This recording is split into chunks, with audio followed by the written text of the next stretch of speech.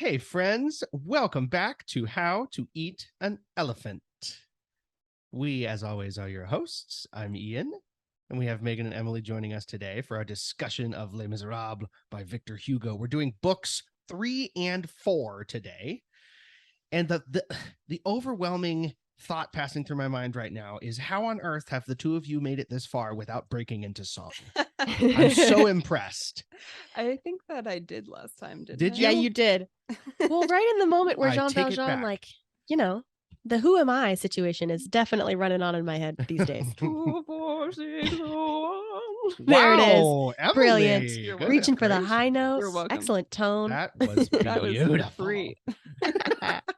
But seriously though, like as compared to the musical, how and this is before we dive into our section for the day, how does this holding up, or how does the musical hold up? Well, how does the musical hold up, I guess, is the question. What do you think? So Ian knows that last night I was trying to fall asleep and I started watching the musical. Like one does Nice. with Les Mis. I thought that would help me fall asleep. I was going to say, it's not exactly like a bedtime story. No, it's not exactly calm. But I had the conscious thought while I was watching it that, like, I know people who, the rare person who read the book first and then saw the musical. Oh, right. And their comment is always, yeah, the musical, it's kind of flat. It doesn't, like, that's not really the story. And they poo-poo it. And, like, as a lover of the musical, you get up in arms and righteous about it. But as I was watching the musical, I saw where they were coming from.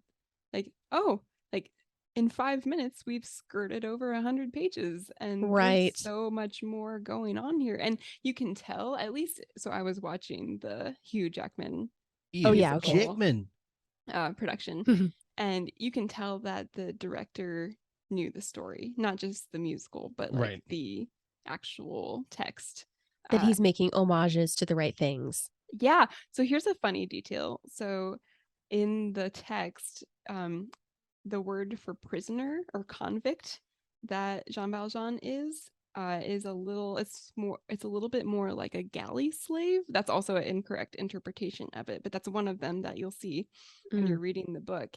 And of course, that makes you think of like the actual stage musical, the guys rowing rowing the boat. But by the time that Jean Valjean was a convict, those galleys were out of commission. They were not actually, there was no reason for these prisoners to be rowing a boat. So the musical gets that wrong. In the movie version of the musical, they're a little closer to being correct because they're having him they used the galleys as living quarters for the convicts. Right. So it makes sense that he would be hauling one in, like docking it. Hauling a ship in. A little more sense. Yeah, that makes sense. Cool. Interesting misinterpretation on the musical's part. But Emily, you and I were talking about the fact that there's no getting around the music breaking as Jean Valjean throws the ripped up pieces of his yellow paper into the sky. Yeah. It all begins right in that moment where he lets it fly over the cliffside. Yep. And the musical did nail that moment. Yeah, for sure. I still cried at that moment for sure. Me too.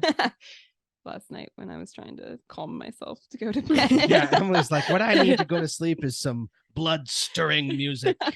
Some trumpets. I need trumpets as I go to bed. Okay, so let's dive into our section for today. Book 3 opens with a chapter that I think both of you are eager to characterize. It's called In the Year 1817.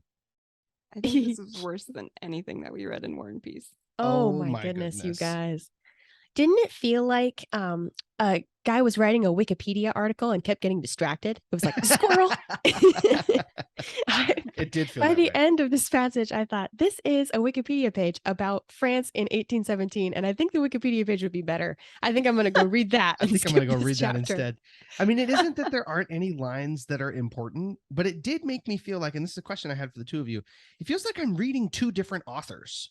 Because on this historical side of things, characterizing the setting and the place in time where this happens, he's flowery and romantic, and he goes into great detail and great length, and then we get to an important plot point, and it's like bam, bam, bam, and it's over, and you're like, whoa, that was. I feel like I got some whiplash as a reader here. What do you guys think's happening there?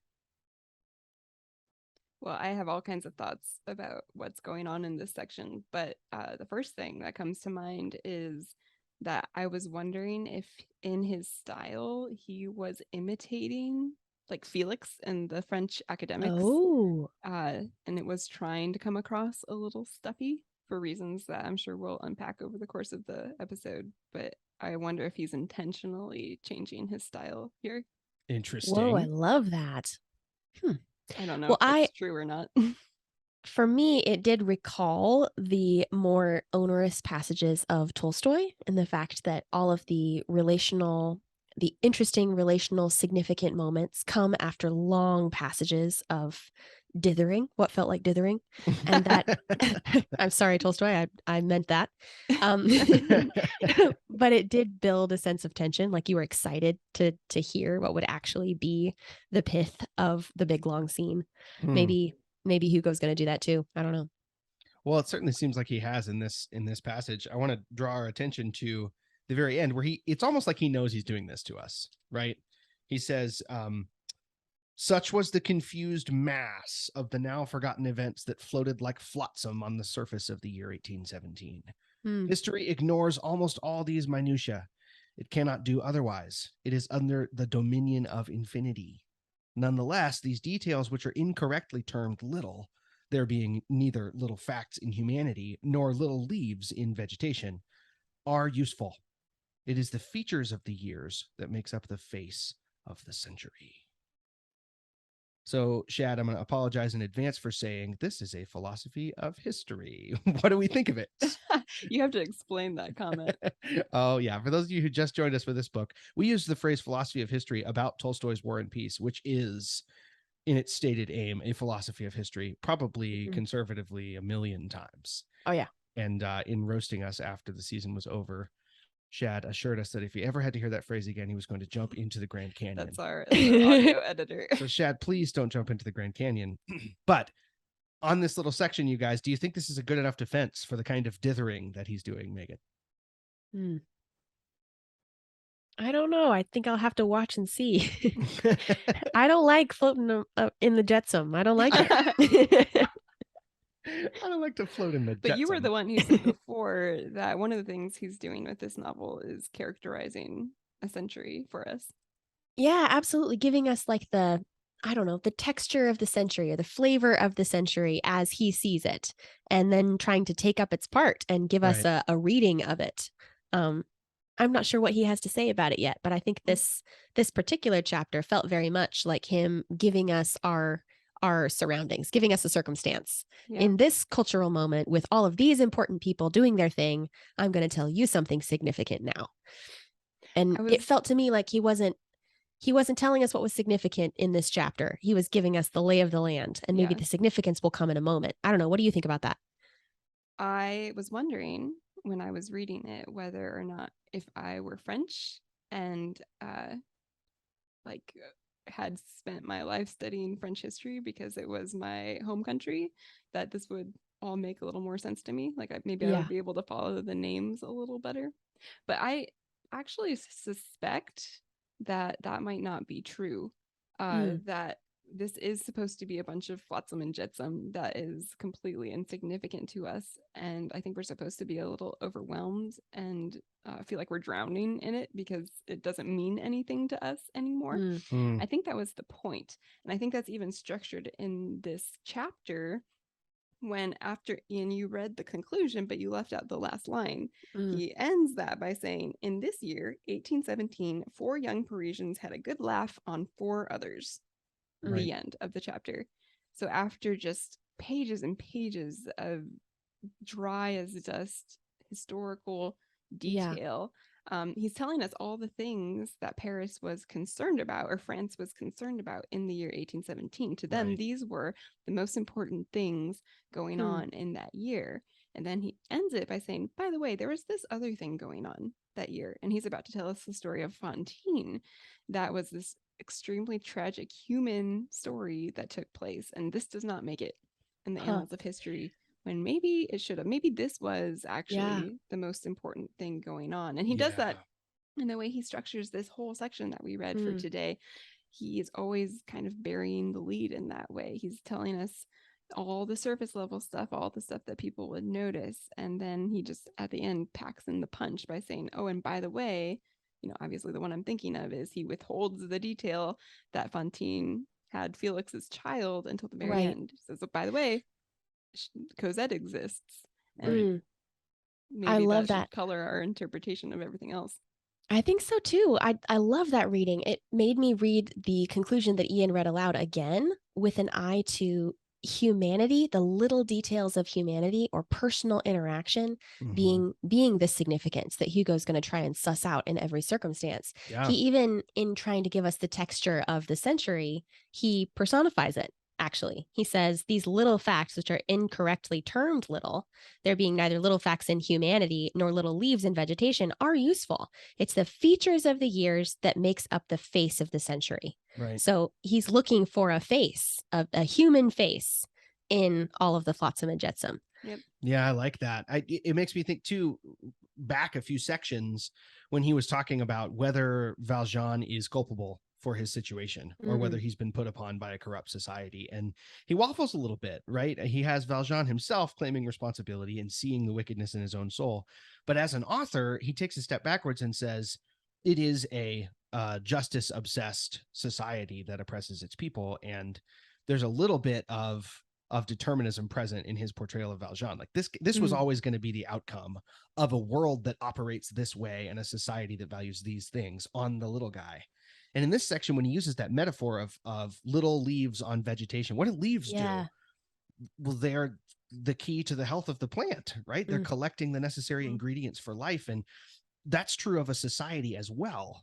All of the people inside of it, including the small and not very noteworthy ones, contribute to its health. And so I think by giving us that metaphor, he's going to point out the ill health of the society, and he's going to use these poignant tales of forgotten people to do it. I love that. I love That's that. a great image. Just among the things that he tells us in this first chapter, a couple of them I think illustrate this point. The ones that I was actually able to understand. For example, the fact that all the people of common sense agreed that the era of revolutions had been closed forever by King Louis XVIII, dubbed the immortal author of the Charter. Yep. So they're saying revolutions, they're right out, no longer in fashion. That was the revolution to end all revolutions. We're done with that. And of course, this book is about a revolution of sorts. It is. Yeah. And so the fact that that's ironic. Another instance of their being blind to what actually matters here. Yeah. And that's that statement, when revolutions are out, is set in sharp contrast to things that we, the modern readers, know changed the face of the world and were considered unimportant, like the steam engine, for example. Yeah. Right. He gives us one paragraph on the steam engine, and the attitude of Parisians towards it is, this is a passing fancy. It's not going to change anything. Yes, it is. Absolutely, it is. So, yeah, I think you're right. There are some details strewn among the flotsam and the jetsam that give us a little insight. So on to Fantine, then, maybe. I don't want to. It's sad. It's really sad. It is. I think that Felix, let's see, his last name, I'm going to try to pronounce this, Ptolemies? Yeah. I think so. I think that the little accent gauche over the E means that you should pronounce the E. Ptolemies, like that. Oh, that sounds more French. That sounds right. Well, anyway, this guy, I think, is one of the worst villains in literature. Yes. Great episode, guys. We'll see you all next time. Mic drop. I mean, what is there to say? Like, we can dive into individual. There's some of the prettiest writing in this section. Yeah. The way he typifies youth, he calls it the charming April of life we call 20. Right? It's just beautiful, and I love the way he describes all of these scenes. But this is one of those plot moments that feels, in contrast to his long descriptions of the history, it feels too short. It feels like we didn't dwell long enough. It's abrupt and harsh, and maybe that's part of the point, is that the way these young men treat these girls is abrupt and harsh, and they're using them in sort of in a way where they're not even trying to hide it, right? It puts me in Mm. mind of that passage about traitors, which is above the one we just discussed, where they're going about in public being traitors and no one even feels the need to hide it anymore. So this is how complacent all of the Parisians have become. That's true of these young men as well. They are naked in their attempts to get what they want and move on with no responsibility. Yeah. Which may be another trapping of youth, like you were saying, Ian. The whole description, at least at the beginning of this chapter, felt merry and superfluous and flirtatious, and everything about Hugo's writing style took on the voice of the men. And their perspective on these women was shallow and merry and self-gratifying. Yeah. And the women, too, sound shallow and merry and self-gratifying, all except Fantine, who we get a very clear description of her from the beginning of her life. Like the picture of her as a child wandering in the streets without a name. He says her name came to her like water from the clouds on her forehead when it rained. I couldn't help but remember what we had talked about last time with Jean Valjean's interaction with nature, being that he couldn't get away from the rain. There was no God to keep the rain off of him. And here we have Fantine receiving her name like rain from the skies. And it felt like there was a connection. That's great. she is kind of a picture perfect angel marred only by her stupidity and trusting Felix. Well, it's brutal. A little bit. It's true, though. I mean, we need this. We need a tragedy to kick this thing off. I can tell we need a tragedy to kick this thing off. And so it's appropriate, maybe. Well, it felt like a fairy tale. I mean, even down to the moment where she's described as having a dowry of gold and pearls, but the gold was on her head and the pearls were in her mouth. I mean, he is very hyper-focused on her teeth, which I think is kind of a strange compliment. But it does sound like the beginning or the setup of a fairy tale, with Cinderella being so beautiful and so perfect, and she has gold on her head and her wealth is really in her heart. You know what I mean? Like her wealth is inside. The interesting thing about Fantine is he tells us a couple times, he says she was virginal, right? Although she would have refused nothing to Ptolemaeus. You said Ptolemaeus, it, already gone. Ptolemaeus. Although she would, I'm immediately going to forget it. Although she would have refused nothing to Ptolemaeus. See, I did. Let's just Americanize it. I really Ptolemaeus. did. I got there and then I panicked. Ptolemaeus. Ptolemaeus. Anyway, she would have given him anything, as could all too clearly be seen. Her face in repose was supremely virginal. A kind of serious, almost austere dignity suddenly possessed it at times, and nothing could be stranger or more disquieting than to see gaiety vanish and reflection instantly succeed delight. Anyway, he's drawing this contrast between what she's done, bear Felix's child, right, and yet he keeps claiming over and over again that she's a virgin of sorts. Yeah. Well, and there's a line on the very first page too, where he's describing all four of the girls. And he says, in their souls, that flower of purity which in woman survives the first fall, which I think is an interesting line. He sort of discounts the fact that they're in this situation to begin with in an effort to maintain the fact that they're still being wronged by these young men. Yeah. Right. That's definitely the focus. Although we do get that moment. Is it Favorite or Zephine she breaks out of character for a second and says, I hate this guy. I love boy across the street from me. Yeah. He's really great. I think we're going to get married, and she knows exactly what's going on, which is a contrast to Fantine, who's duped by Felix. Yeah. Yeah, that's true. It seems like the other three girls know the soup they're swimming in and they're perfectly comfortable in it. Well, they seem much more worldly than Fantine, which may be the reason that he keeps coming back to that word virginal. It's not quite literally that she is a virgin. It's that she's got an unspoiled perspective on love in particular. Yep. She's only ever loved one man so far. And that cannot be said for any of the other three. Right. And the way he talks about the other three in that context is to bring the society back in again. He says, poverty and coquetry are fatal counselors. The one scolds, the other flatters, and the beautiful daughters of the people have both of them whispering in their ears, one on each side. Their ill-guarded souls listen. Thence their fall and the stones that are cast at them. Wow.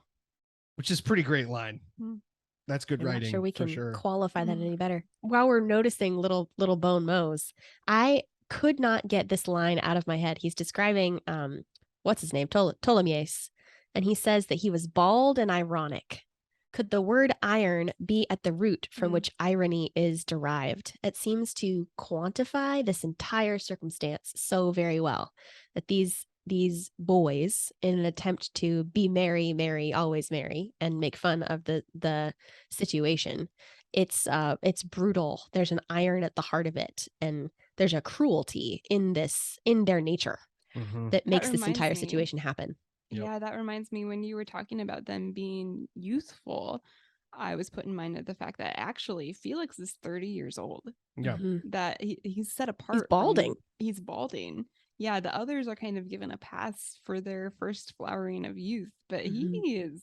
he's old enough to know better, you know? Yeah. Well, and the scheme is all his idea. Yeah. Yeah, Yeah, he's a he's villain. yucky. He's an absolute villain. All the film adaptations that I have seen, well, if he's in them at all, The he's one. beautiful. Right. Yeah. So that's kind of a departure. Yeah. Yeah, you're right. I He was wonder why not that described is. as beautiful. No. Victor Hugo, I mean, he paints him as a disgusting figure. Super duper old and lecherous. And Fantine is like young and youthful, and she's the most virginal of everyone. And he's the grandpa of the group. Gross. Okay, let's look. 30 is not that old. But, it's not that 30 is old. It's that the description Hugo gives of him is old. Like, he talks about his hair falling out and his teeth falling out. And, Yeah. he's falling apart, man. It's true. One wonders how much his romantic sensibility as an author plays into that, though. We're going to paint the villains as impossibly villainous, and we're going to paint the good guys as impossibly good. Right. So it's romanticism again. I think so. Yeah. I mean, on chapter 3, 444, on that first page, it says they were delirious with joy. Now and then they would playfully cuff the young men's ears. Intoxications of life's morning, enchanted years. The wing of the dragonfly trembles. Oh, reader, whoever you may be, do you have such memories? I mean, come on, dude. Oh, Let's wow, tone it down just a hair. I did not love till now, Ian. What a great reading. Have you walked in the underbrush, pushing aside branches for the charming head behind you? Why, yes, Victor. Thank you for asking. Oh man. That was So great. I wanted to ask, in the discussion of Fantine and her susceptibility to love, he says at the end of chapter 3, love is a fault, be it so. Fantine was innocence floating upon the surface of this fault. Mm-hmm. So clearly, I mean, this is a story about love triumphing over. I panicked. I was unsure if I said the word triumphing right. You nailed it. This is a story about love triumphing over which? Well, probably justice, right? We talked last time about God being more than just. Why? Because God loves. And so here, Fantine's sin comes out of love, according to Hugo. And kind of, I think what he's saying is, if love is wrong, I don't want to be right. I mean, discuss. What do you guys think of that judgment? I don't know. I mean, we're not given to understand that Fantine's love for Ptolemaeus is anything. You're incorrigible. Is anything but true, right? She actually loves him, and maybe we the readers can say she's being duped. Well, except we can't, because one of the things that Hugo keeps saying is that she of all of them is wise. Over and over again, it's not just that she's young and innocent and therefore naive. He continues to beat us with the fact that she's wise. She's perceptive. There's something in the quality that she has that makes her, I don't know, intelligent. Well, it's not that she's stupid. We're not supposed to do this with authors generally. I don't think, at least not till they finish their sentences. But nuh-uh, she's not. Right? I mean, No, this is it doesn't seem that at all. obvious a scenario as the day is long. Right.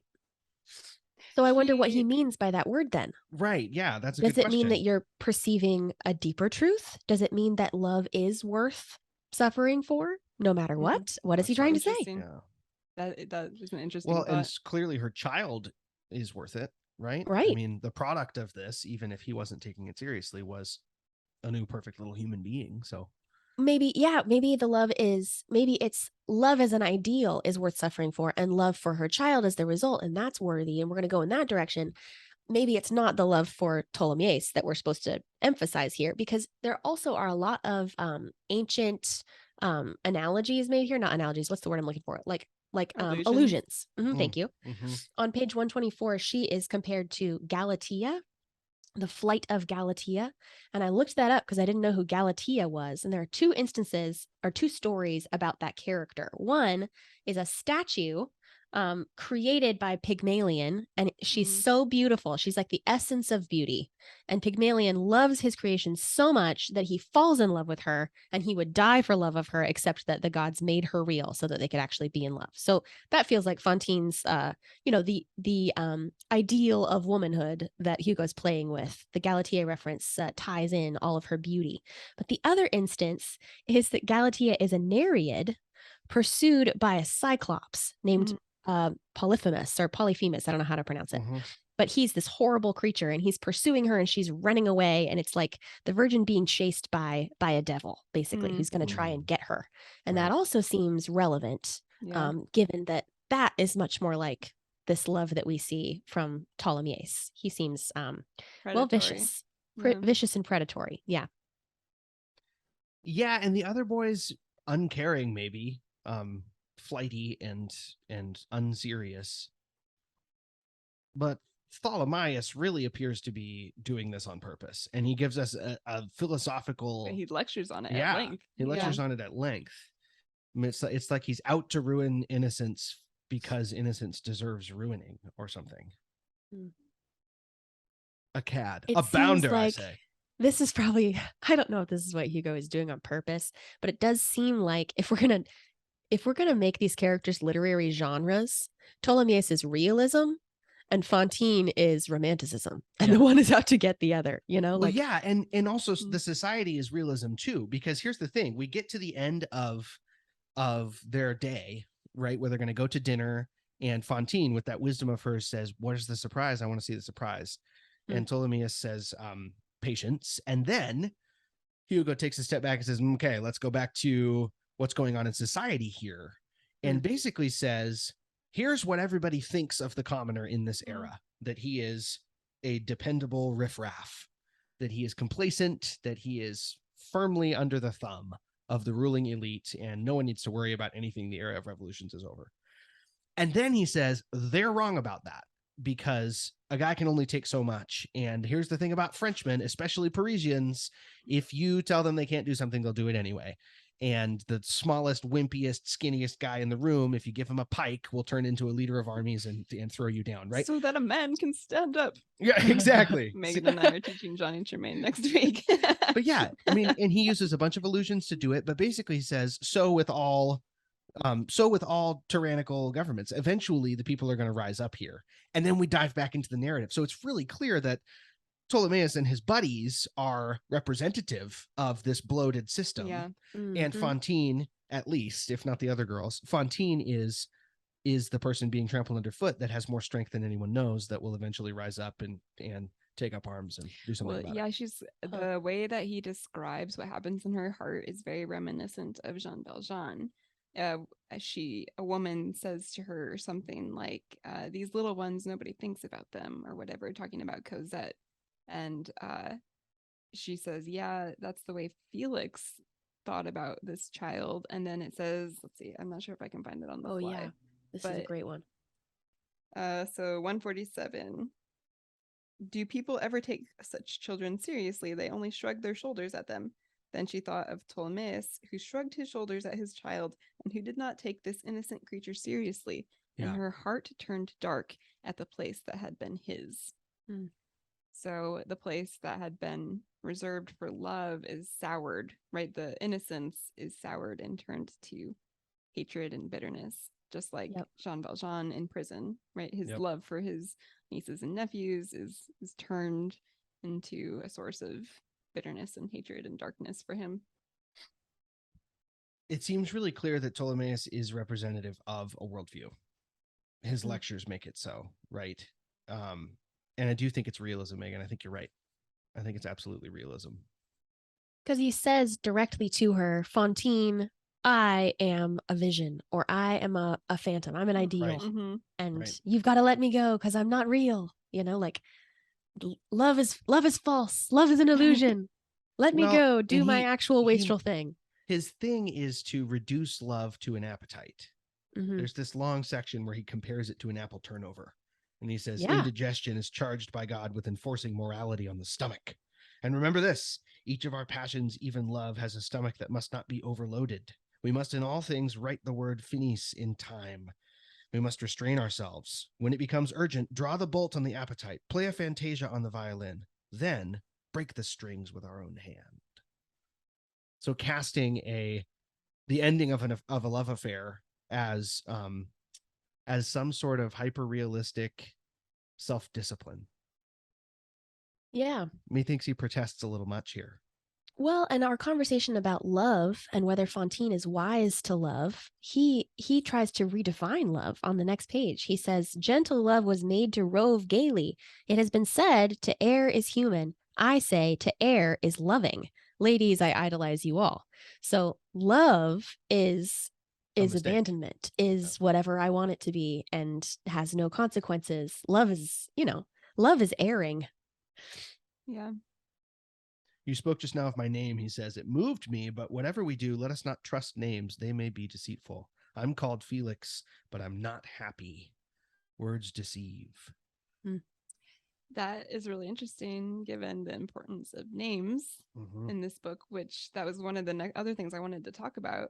Maybe that section compared to this little detail that we're given that doesn't seem to, it's very strange. On page 150, we're told that the little girl's name, Fantine's little girl, is Cosette. And then it says, for Cosette, read Euphrasie. The name of the little one was Euphrasie, but the mother had made Bless her heart. Cosette out of it. Or maybe bless you. Yeah, exactly. Bless you. Euphrasie. I'm sorry. Good one type. The mother had made Cosette out of it by that sweet and charming instinct of mothers and of the people who changed Josepha into Pepita and Francois into Celeste. It is a kind of derivation that confuses and disconcerts the entire science of etymology. We knew a grandmother who succeeded in changing Theodore into Non. What? Excuse me, what?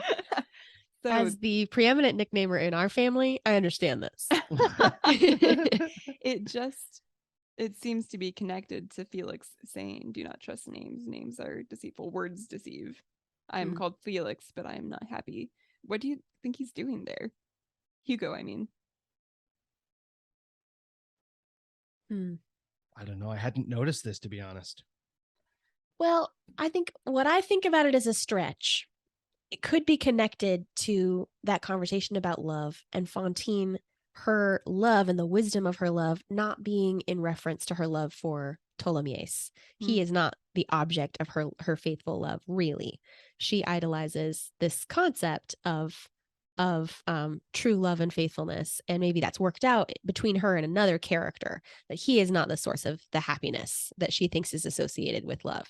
He is not happy himself, and he can't make her happy either. He's misnamed in the story. Right. It makes me think of Jean Valjean, who, where we left him, has decided that he's going to reclaim his name, right? He's no longer prisoner 24601. He's now Jean Valjean, and he's going to he's gonna prance into every room saying, "Ha ha! It is I." Voila! It is I, Jean. But a little bit, like, actually, he's going to do that. He's going to try he's going to build an identity on his name now. And I wonder if he's going to be susceptible of the same thing that Fantine is doing with Felix, right? The name Felix. She associates that with a bunch of things that aren't necessarily fundamentally true. Right. So maybe names really are deceitful, but that could be a bad thing, like it is in this case. But maybe it could also be a good thing if you think about the if we go back to the bishop who says your name isn't Ooh. important. What's important is you're Oh, my I like brother. that. Yeah, I like that too. Whew, you got a lot out of there that I didn't see, Emily. Well Yeah, I done. love that. By the way, did anyone look up euphrasie? Because I didn't, but I wonder what it means. It No. Why go to probably the is trouble of calling her significant, euphrasie? right? That is such a good question. While you're looking that up, I want to zoom ahead to book Oh. 4 to our next section. Go ahead, Emily. Did you find it? I did. It means good cheer. Ah, Uh-huh. what does Cosette mean? Isn't that like a flower? Deep sorrow? Yeah, yeah. Tragedy. Just like Ruth. Let's see. Cosette means people of victory or little thing. There are no little things. thing. Oh Yeah. man, that's objectifying. I think Well. it's supposed to like the what Ian Oh, was talking you little about. thing. Yes. The little things. So that section wraps with the revelation, as Emily pointed out earlier. It's sort of burying the lead that Cosette has been born. Fantine has Felix's child. And we zoom ahead to book 4, where we are introduced to the Thénardiers. And it is a spectacularly written scene. I absolutely loved every moment of it. But Yes. the image that I want to zoom in on first is the 2 little girls swinging under this carriage, this old piece of machinery. And it's got a couple of uses. The ones that he lists here are for hauling logs out of the woods or something, right? It's a big 2-wheeled cart. Then you can hook a horse up to it and drag heavy things. It's like also, guns. though, yes, exactly. Guns. Yeah. It's a specter of war, under which these 2 little girls are swinging on a giant chain that they have been strapped to by their mother so that Right. they won't fall off, right? I think it's so fascinating, knowing where the story is going with these 2 little girls. It's so fascinating that the description of their beauty and their innocence and their childlike faith and everything going on, and this specter of war hanging over them like a cave. And they're strapped to it. Right. And it's a 2-wheeled cart, not a 4-wheeled cart. So you can almost envision that their parents are these 2 wheels, and there's a chain swinging between them to which the girls are strapped, and and their parents are going to drag them from this innocence down to wherever it is their parents are going.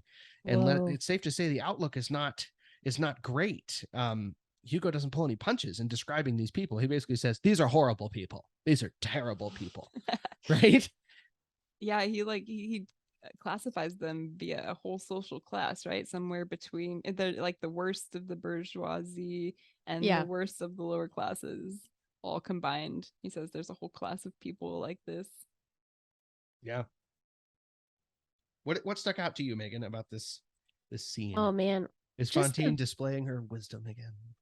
Well, no, definitely not. I think she sees exactly what she wants to see. And Hugo even says that it's like a, what's the word that he uses? I'm looking for it. It's a magic charm.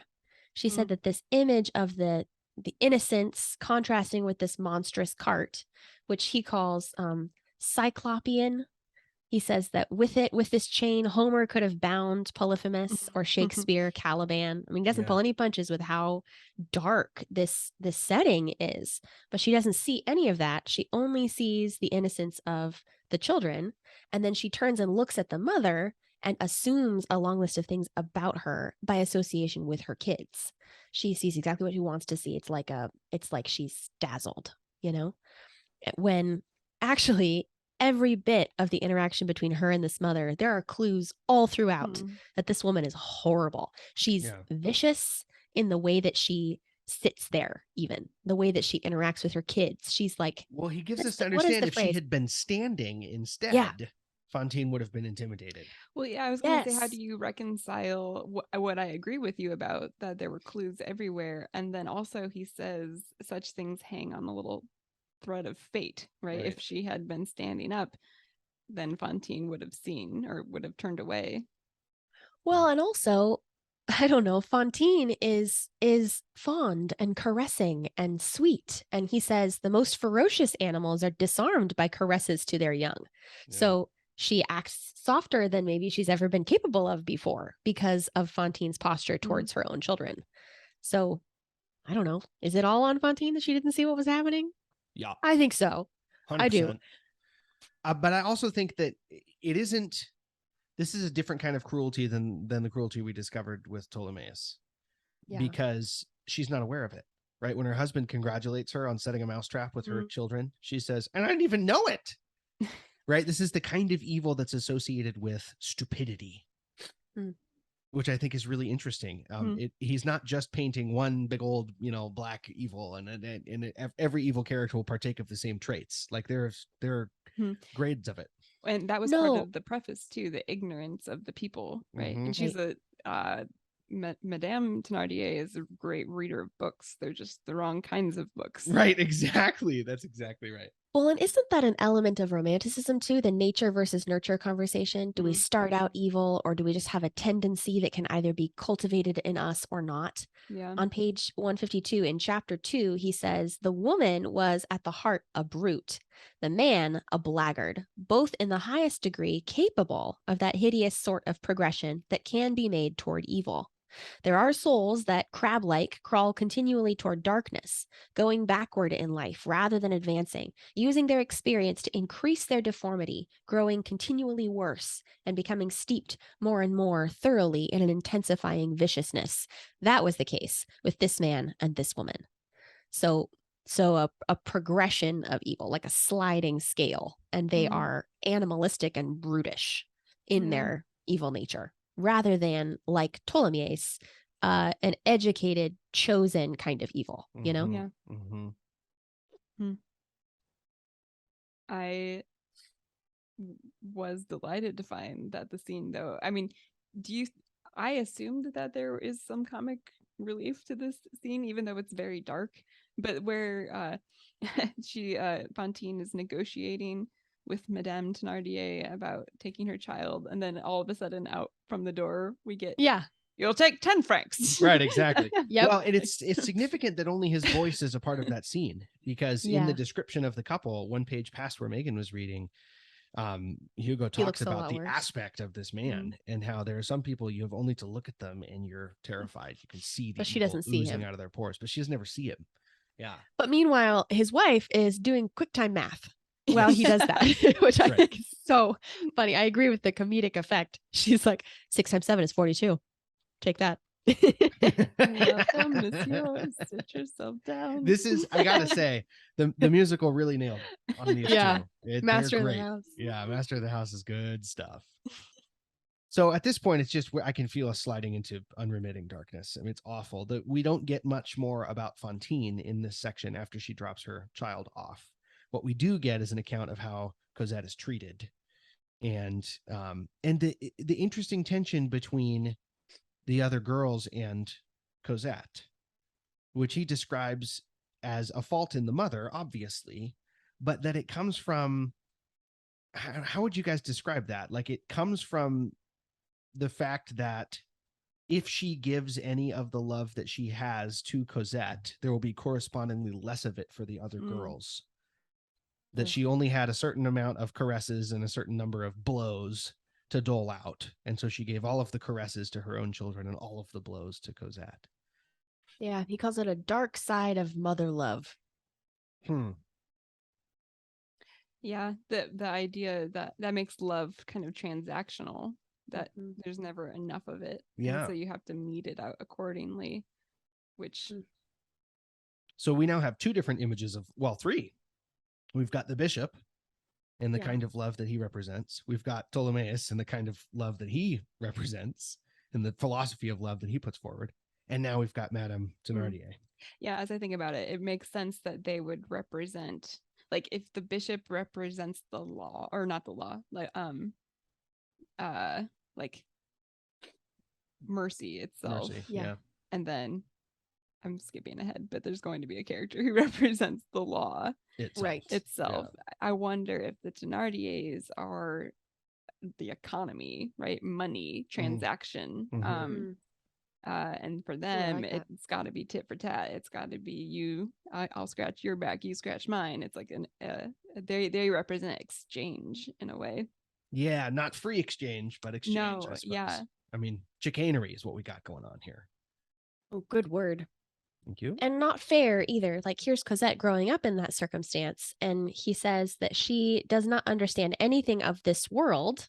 There's that economy you're talking about. The economy of the world is transactional, or of God, who may supersede that economy. She doesn't understand either of them. She just knows that those two beside her are living in a halo of glory, while all she gets are undeserved blows. Yeah. It's a darker picture of quote Cosette than I think is usually represented. She's kind of a little angry, bitter imp in some ways because she's been nurtured that way. She's been raised to look darkly on the whole thing. So it even changes her demeanor and her looks. In the last page of our reading for today, he says, injustice made her sullen, misery made her ugly. Only her eyes remained beautiful, and they were painful to look at, because large as they were, they seemed to increase the sadness. Brutal. It's very sad. It's a real downer of an ending. Yeah. It's only getting worse, folks, for a long time. No, it's true. This is going to be very dark. So this is a change of pace, but we have a listener who is living in France and has some insights about the French language that I thought were super interesting. And oh my gosh, so fun! I think they're interesting enough to they're worth sharing. I'm assuming this listener says that the English version, the location of Myriel's bishopric, is called Digne, but in French that means worthy. So when it says he occupied the bishopric, which can also mean seat of Digne, it would actually be read as he sat in the seat of worthiness. Wow. Oh wow. Cool. I love that. And then in response to the comment I made about wanting to know what the terrible blows that the bishop received that changes his heart over in Europe. Apparently the word is coup, like a coup d'etat, but it can be used to mean a punch, a kick, or a coup de souffle is a gasp, or a coup de coeur is love at first sight. So it does. The comment says, so to me, it has the nuance of something powerful and even violent that happens to a person. I think blows is a good translation. Like a blow to the heart. I thought those were beautiful. Two super helpful, insightful love comments. That we are in touch with someone who can give us translation notes. That is super fun. And also, please, whoever you are, listener, help us with translation / pronunciation. Yeah, because if you don't, I'm just us. going to keep on Americanizing. Well, we it's more than are going to do I'm that gonna anyway. I'm going to keep on pretending like I'm a guy from the American South with a 6th grade education and saying follow Myas. And it's going to be funny, but not helpful. But we are delighted for input.